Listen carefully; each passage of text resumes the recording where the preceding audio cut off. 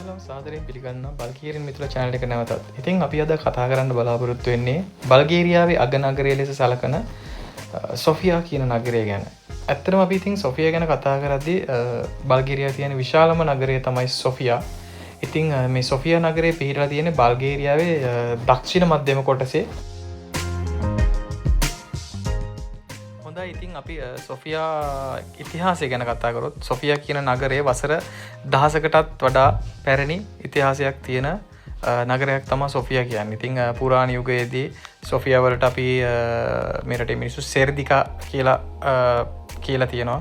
ඒ වගේම මේකේ රෝමේ මිනිස්සු සහ බයිසන්ටයින් කියන දෙගොල්ලක් මේක රාජධානියක් කරගෙන ඉඳලා තියෙනවා. ඉතින් ඊට පස්සේ ඒගොල්ලෝ අතිශිෂ්ට විදිහට මේක ගොඩනගලා තියෙනවා.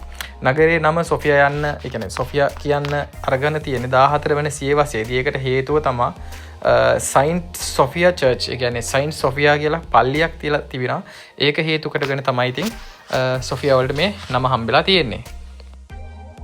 ඉතින් ඊළඟට අපි කතා කරමු සොෆියා නගරයේ තියෙන වැදගත් ස්ථාන ටිකක්. එතකොට වැදගත් ස්ථාන විදිහට ගත්තාම ඇත්තටම සොෆියා නගරයේ මුලින්ම ඇලෙක්සැන්ඩර් නවුස්කි කැදරල් කියන බල්ගේරියාවේ විශාලතම ගිලය තියෙනවා. ඒක බල්ගේරියා ලාංඡනයක් විදිහට සලකනවා සහ විතෝෂා කඳුවැටිය.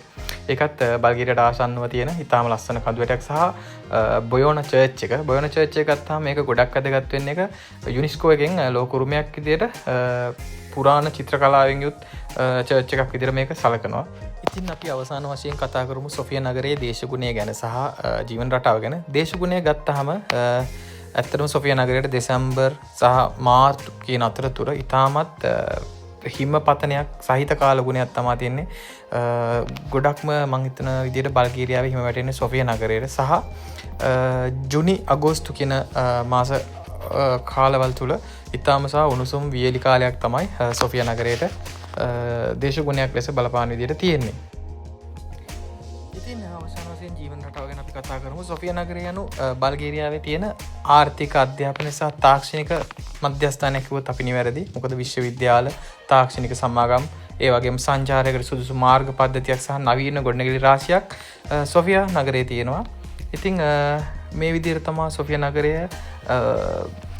පිහිටලා තියෙන්නේ බල්ගේරියාව තුළ. ඉතින් මම හිතනවා සොෆියා නගරය ගැන ඕගොල්ලෝ ගොඩක් අත්දැකීම් ගන්න ඇති කියලා, ලොකු දෙයක් ඔළුවට දාගන්න ඇති කියලා. ඉතින් මේ වගේ වීඩියෝස් බලන්න අපේ channel එක subscribe කරලා සහ channel එක follow කරලා තියාගන්න. ආයෙත් දවසක තව ලස්සන වීඩියෝ එකකින් හම්බෙමු.